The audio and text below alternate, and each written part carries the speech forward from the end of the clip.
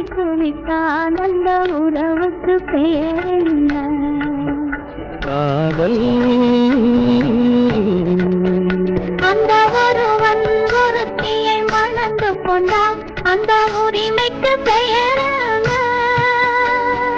குடும்பம்.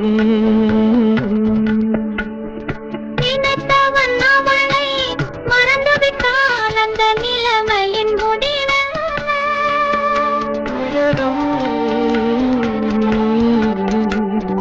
பிரிந்தவர் மீண்டும் சேர்ந்து விட்டால் அந்த பெண்மையின் நிலை